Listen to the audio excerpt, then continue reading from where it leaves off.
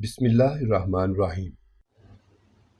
میرے شوہر نے شادی کی پہلی رات کہا، مجھے تم سے حق مہر چاہیے، کیونکہ یہ ہمارے خاندان کا رواج ہے کہ دلہن شوہر کو حق مہر دیتی ہے۔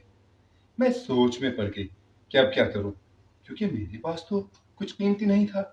تبھی مجھے یاد آیا کہ رخصتی سے پہلے میری اماں نے مجھے ایک جائے نماز دی تھی اور کہا تھا، بیٹا اسے بس تم ہی استعمال کرنا، کیونکہ یہ بہت مہنگی ہے، اس لیے کسی کو بھی نہ استعمال کرنے دینا ورنہ طوفان آ جائے گا۔ میں نے وہ جائے نماز اپنے شوہر کو دے دی، کیونکہ میں اسے بہت پیار کرتی تھی، اور وہ جائے نماز بچھا کے رونے لگا، سجدے میں چلا گیا۔ لیکن جو ہی سجدہ کر کے اٹھا تو میرے سر پر 7 آسمان گر پڑے، کیونکہ میرا نام ماہا ہے۔ میں قصور شہر کی رہنے والی ہوں۔ میرے ابو ایک پرائیویٹ ادارے میں جاب کرتے تھے، لیکن جب میں 2.5 سال کی تھی تب ایک ایکسیڈنٹ میں میری مما کی ڈیتھ ہو گئی۔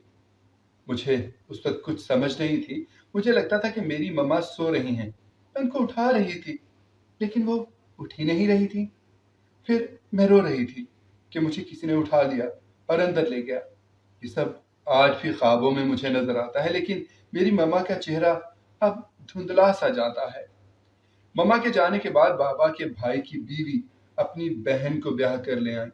وہ بابا سے پہلے بھی شادی کرنا چاہتی تھی، لیکن بابا نے دادا کی مرضی سے شادی کی۔ انہوں نے کہا کہ ہم ایک گھر سے 2 بیٹیاں نہیں لا سکتے، کیونکہ انہوں نے اپنی بہن کو زبان دی تھی۔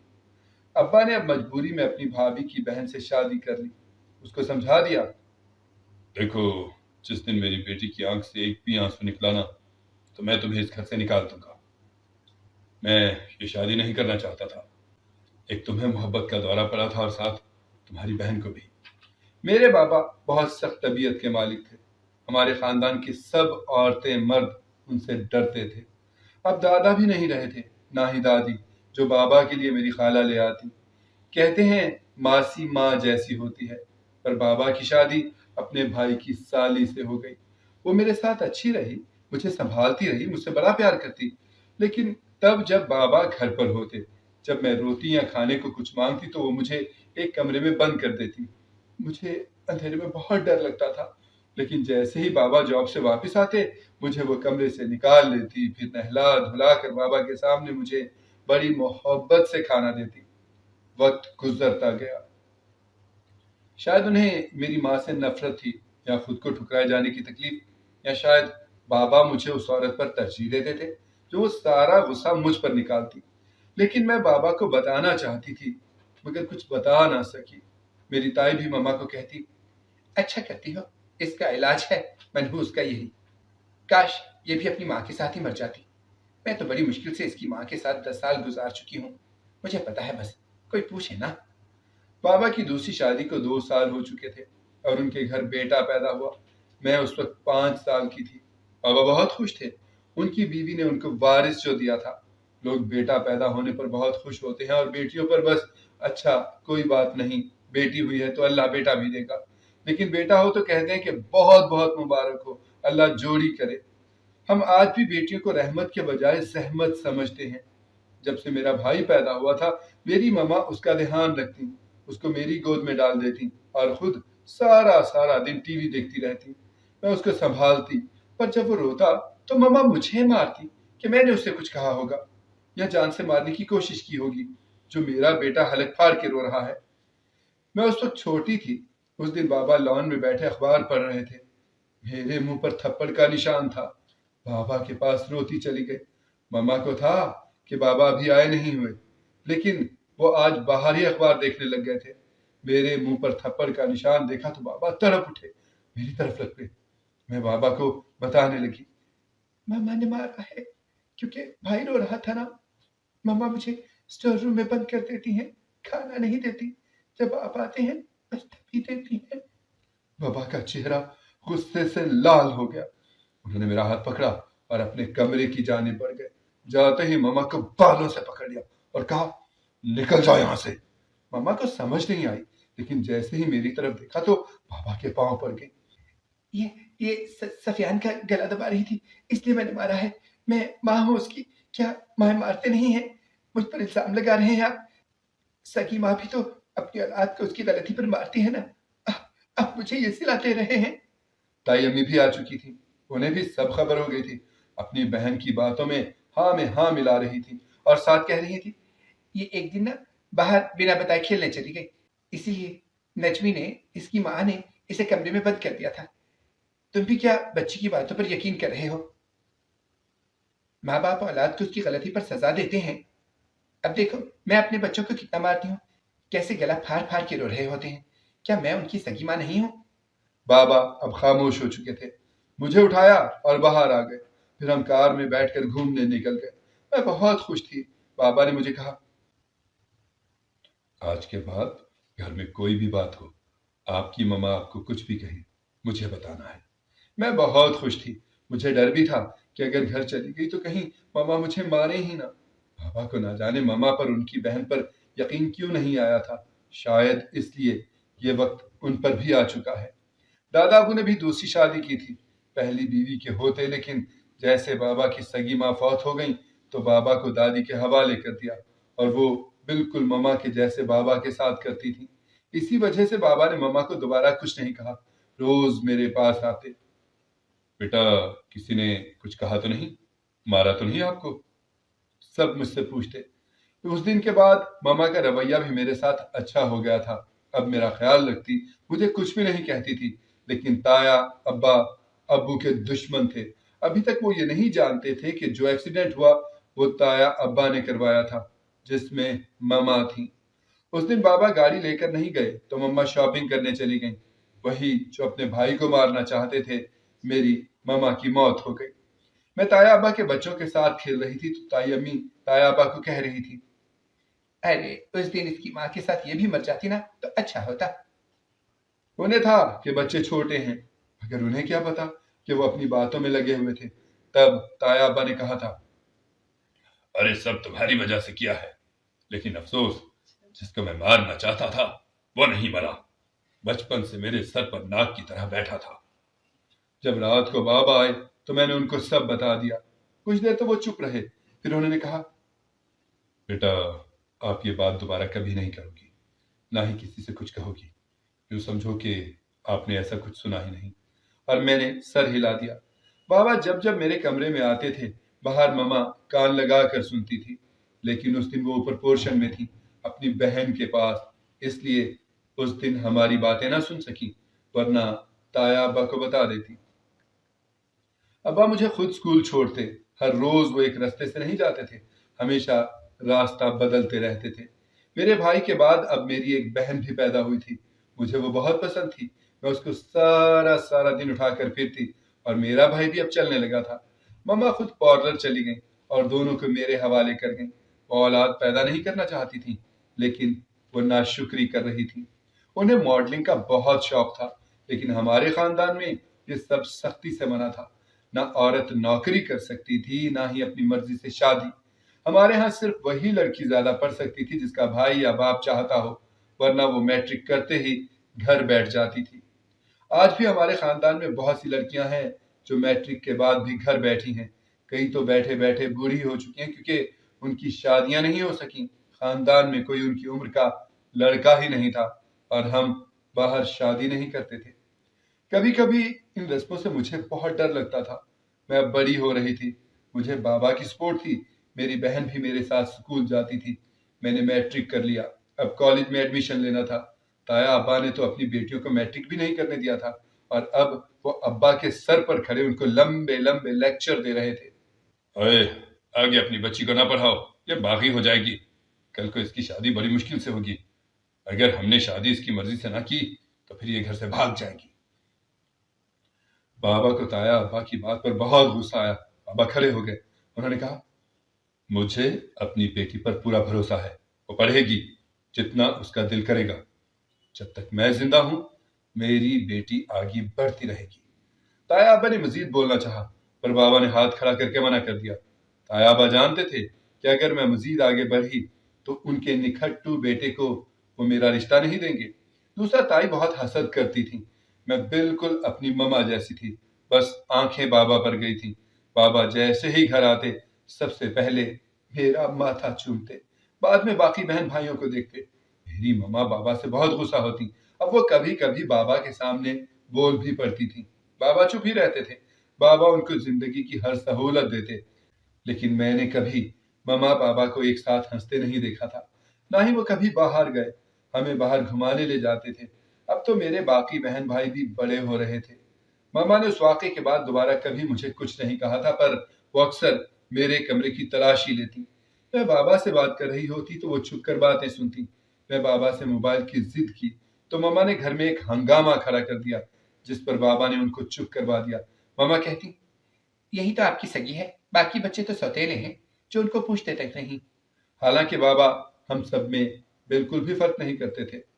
بابا نے خود جا کر ایک اچھے سے کالج میں میرا ایڈمیشن کروایا اور مجھے کالج سے متعلق تمام کتابیں یونیفارم لے کر دیا۔ وہ زندگی میں کبھی بھی میری طرف سے بے خبر نہیں ہوئے تھے۔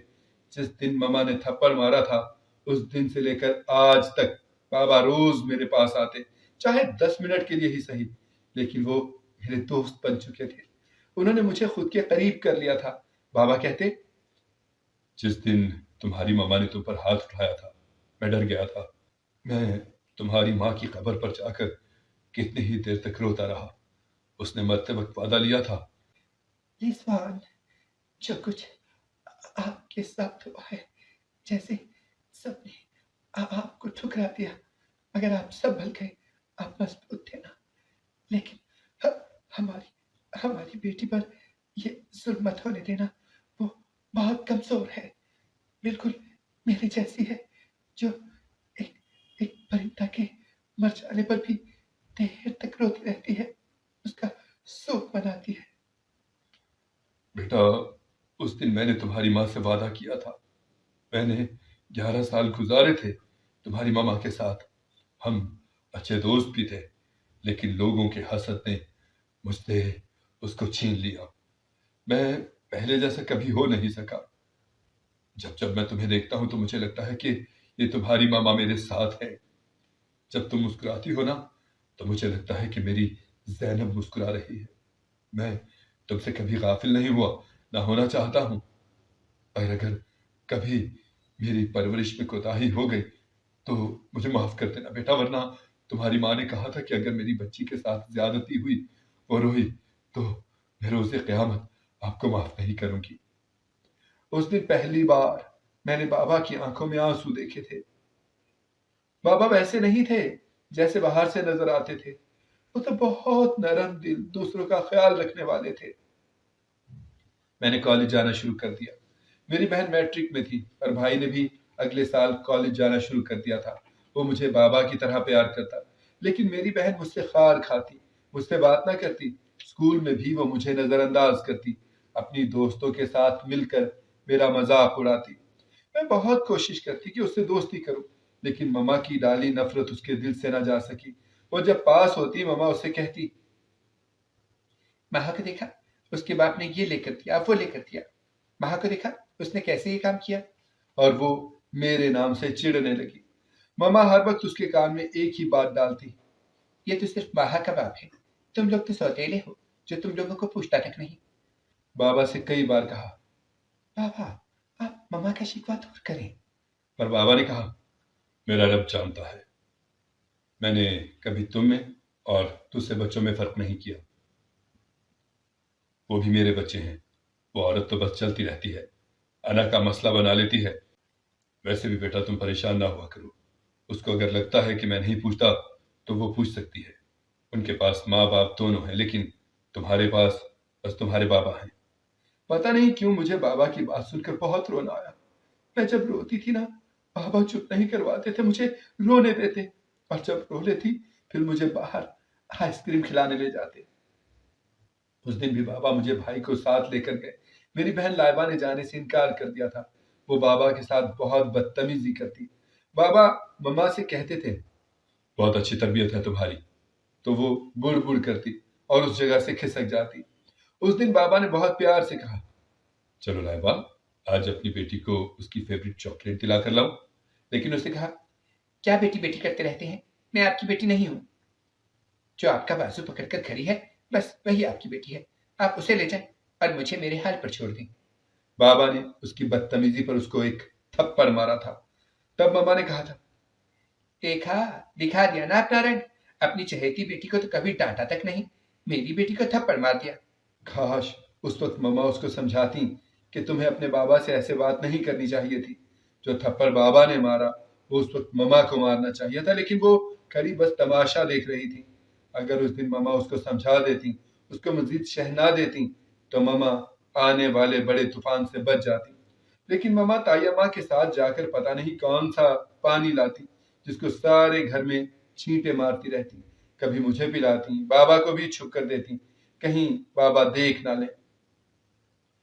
مجھ سے اب بہت اچھے سے نہ صحیح لیکن برے سے بھی بات نہیں کرتی، کبھی کبھی تو بڑی محبت سے میرے لیے کھانا لاتی، اور میں جانتی نہیں تھی کہ وہ کیا گھول رہی ہیں۔ ان کی چال ہے۔ اب میں اپنی پڑھائی میں مصروف رہی، دوست پہلے بھی کبھی نہیں بنائے تھے، بس بابا تھے اور وہی میرے لیے کافی تھے۔ میں جو بھی مسئلہ ہوتا بس انہی کو بتاتی، اور ان دنوں میں نے کالج میں ٹاپ کیا۔ بابا نے سارے خاندان میں مٹھائی بانٹی۔ بابا اس دن بہت خوش تھے، سب کو فخر کے ساتھ بتاتے، یہ میری بیٹی ہے، میری بیٹی نے ٹاپ کیا ہے۔ میں بابا کو دیکھ کر بہت خوش تھی اور ہمیشہ انہیں خوشی دیکھنا چاہتی تھی۔ گھر پر صرف بابا اور بھائی خوش تھے، باقی میرا کوئی کزن نہ مما کوئی بھی خوش نہیں تھا۔ شام کو تایا ابا آئے اپنے بیٹے کے لیے، لیکن بابا نے کہا، میں اس بارے میں فی الحال کوئی بات نہیں کرنا چاہتا، اس لیے نہیں کہ آپ کا بیٹا کسی کام کا نہیں، اس لیے کہ میری بیٹی کی عمر ابھی شادی کی نہیں ہے، وہ پڑھ رہی ہے، پھر اسے ابھی دنیا گھومنی ہے، اس کے بعد سوچوں گا اس کی شادی کا۔ تایا ابو ناراض ہو کر چلے گئے۔ میری خالہ اور اس کا بیٹا مجھ سے ملنے آئے۔ بابا نے بہت کھلے دل سے ان کو ویلکم کہا۔ خالہ اکثر آتی رہتی تھی، لیکن اس دن آنے والے کو دیکھ کر میں حیران تھی۔ وہ ہمارے کالج کے نیو سر تھے، جن کو کالج میں آئے ابھی 2 ماہ ہی ہوئے تھے۔ وہ میری خالہ کے بیٹے تھے۔ خالہ نے تعارف کروایا اور پھر بابا کو مبارکباد دینے کے بعد وہ چلے گئے۔ اب اکثر کالج میں اسد کے ساتھ بات چیت ہو جاتی۔ وہ بہت اچھا تھا اور بہت پیارا بھی۔ میری کالج فرینڈز مجھ سے جلنے لگی تھیں اور کچھ مجھے اسد کے نام سے تنگ کرتی، جن کو میں صرف سر سمجھتی تھی۔ لیکن اسد کا مجھے اتنی توجہ سے دیکھنا، مسکرانا سب اچھا لگتا، اور میں بھی اس کے بارے میں اب سوچنے لگی۔ کچھ دن ہوئے تو میری بہن میرے کمرے میں آئی۔ وہ بڑا میرے آگے پیچھے پھرتی تھی۔ اس نے میٹرک درمیان میں ہی چھوڑ دیا تھا۔ وہ شروع سے ہی پڑھائی میں اچھی نہیں تھی، بس بھائی اچھا تھا جو پڑھ بھی رہا تھا اور بابا سے کبھی بدتمیزی بھی نہیں کرتا تھا۔ میری بہن لائبہ نے کہا، آپ کے کالج میں فنکشن آ رہا ہے، کیا میں بھی آپ کے ساتھ چلوں؟ اسے دیکھ کر کوئی بھی نہیں کہہ سکتا تھا کہ وہ مجھ سے چھوٹی ہے۔ وہ دن بدن تایا ابا کی بیٹیوں کی طرح ہار سنگھار کرنے لگی۔ مجھے ان سب چیزوں سے کوفت ہوتی تھی۔ میں بس پڑھنا چاہتی تھی، بابا کا نام روشن کرنا چاہتی تھی۔ میں نے حامی بھر لی اور 3 دن کے بعد ہونے والے فنکشن میں اس سے ساتھ لے گئی۔ وہ وہاں بس اسد کے پاس کھڑی رہی، اس نے ہنس ہنس کر باتیں کرتی رہی تھی، اور مجھے بھی خوشی ہوئی کہ شکر ہے میری بہن بھی سمجھدار ہوئی اور اس کا رویہ میرے ساتھ اچھا ہو گیا۔ میں نہیں جانتی تھی کہ اس کی کیا باتیں ہو رہی ہیں اور اس نے کب اسد کا نمبر لیا۔ میرے دل میں ضرور ایک سوچ تھی، لیکن میں کبھی اپنی حد سے آگے نہیں بڑھی۔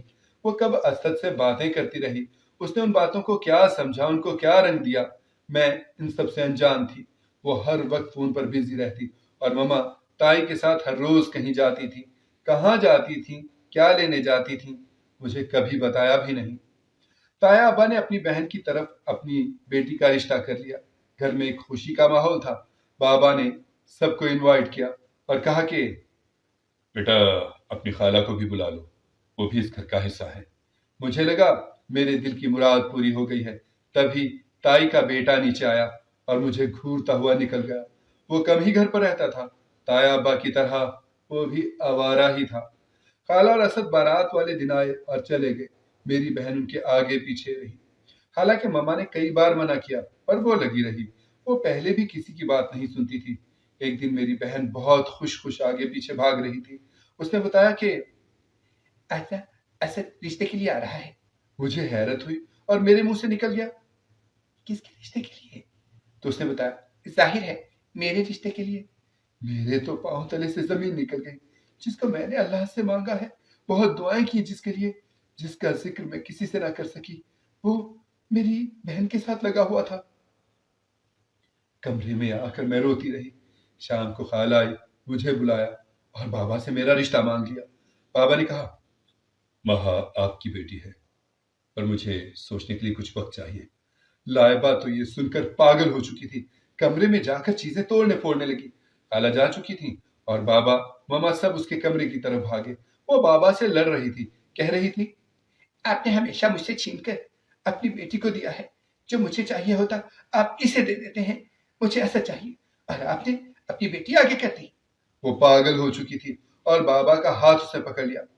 बाबा प्लीज प्लीज मुझे माफ कर दें। मैं असद के बगैर नहीं रह सकती। मैं आपसे कभी कुछ नहीं मांगूंगी, ना मैंने आपसे कभी कुछ मांगा। आज आपसे अपनी खुशी मांगती हूँ। बाबा ने मामा से कहा, इसे संभाल लो, तुम्हारी बेटी का दिमाग खराब हो गया है। बाबा मेरे कमरे में आए, मुझसे असद के बारे में राय ली और मैंने हमेशा की तरह मामला बाबा पर छोड़ दिया। बाबा जैसे आपको सही लगे। आपसे मैंने कभी कुछ नहीं मांगा। आपने हमेशा मुझे दिया है। आप चाहे तो लाइबा की शादी वहां कर सकते हैं। लेकिन बाबा ने बताया, बेटा पिछले हफ्ते असद मेरे पास आया था। उसने बताया कि लाइबा किसी लड़के में दिलचस्पी ले रही है, उसके साथ घूमती है, घर की इज्जत का मामला है। और उसने बताया था कि वो मुझे फोन भी करती रहती है। सिर्फ उसे अपनी बहन समझता हूं मैं। और बेटा उसने कहा था कि महा को मैं हमेशा से पसंद करता आ रहा हूं और मैं तुम्हारे लिए उससे वादा कर चुका हूं। मैं असद को बहुत अच्छे से जानता हूं बेटा, मेरे सामने पला बढ़ा है। उस दिन मेरे दिल से एक बोझ उतर गया। बाबा ने कहा, मेरे बच्चे, लाइबा भी बच्ची है। अगर असद पसंद करता होता तो मैं हाँ कर देता, लेकिन मैं जानता हूं वो सिर्फ जिद में ऐसा कर रही है। मेरी और असद की शादी हो गई, लेकिन मेरे शौहर ने शादी की पहली रात कहा, मुझे तुमसे हक महर चाहिए, क्योंकि ये हमारे खानदान का रवाज है कि दुल्हन शौहर को हक महर देती है। मैं सोच में पड़ गई कि अब क्या करूं, क्योंकि मेरे पास तो कुछ कीमती नहीं था। तभी मुझे याद आया कि रुखसती से पहले मेरी अम्मा ने मुझे एक जायनमाज दी थी और कहा था, बेटा इसे बस तुम इस्तेमाल करना, क्योंकि ये बहुत महंगी है। इसलिए किसी और को कभी भी इस्तेमाल ना करने देना, वरना तूफान आ जाएगा। मैंने वो जायनमाज अपने शौहर को दे दी, क्योंकि मैं उसे बहुत प्यार करती थी। और वो जायनमाज बिछा के रोने लगा। सजदे में चला गया, लेकिन जो ही सजदा करके उठा तो मेरे सर पर तो सात आसमान गिर पड़े, क्योंकि वो एकदम बूढ़ा हो चुका था। असद को हॉस्पिटल लेकर गए, लेकिन डॉक्टर्स ने जवाब दे दिया। सबने कहा, इस पर किसी जिन का साया हो चुका है। मेरी मम्मा बाबा सब जमा हो गए थे। मैं दुल्हन के लिबास में खड़ी थी। मम्मा से पूछ रही थी, मामा ऐसा क्या था उस जायनमाज में जिस पर सजदा करते ही असद की यह हालत हो गई? मम्मा ने बाबा के डर से बताया, वो मैं तुम्हारी ताईजान के साथ एक काले इल्म के बाबा के पास गई थी। उसने वो जायनमाज दी थी। उन्होंने कहा था कि जैसे ही तुम इस पर खड़ी होगी, तुम हमेशा के लिए बूढ़ी हो जाओगी और तुम्हारा शौहर तुम्हें छोड़ देगा। हम सकते की कैफियत में मामा की बातें सुन रहे थे। वो शायद आज भी ना बताती, क्योंकि जिसके लिए सब किया वही बेटी किसी और के साथ भाग गई थी। वो माफिया मांग रही थी। 3 साल हो गए, असद का इलाज हो रहा है। वो पहले से काफी बेहतर हो चुका है। उसका चेहरा काफी ठीक हो चुका है। जो सैयद साहब इलाज कर रहे हैं, उन्होंने बताया कि बस चंद माह में वो बिल्कुल ठीक हो जाएगा। बाबा ने अभी तक मामा को माफ नहीं किया। मैं और असद खुश हैं। वो कॉलेज जाता है लेक्चर देने, लेकिन बस मुझे इंतजार है कि वो जल्दी से ठीक हो जाए पूरी तरह, ताकि हम अपनी जिंदगी अच्छे तरीके से शुरू कर सकें। अगर आपको हमारी कहानी पसंद आई है तो हमारे चैनल को सब्सक्राइब करें, लाइक करें, शेयर करें और बेल आइकॉन प्रेस करना ना भूलिएगा, ताकि हमारी हर आने वाली वीडियो आपको बर वक्त मिल सके।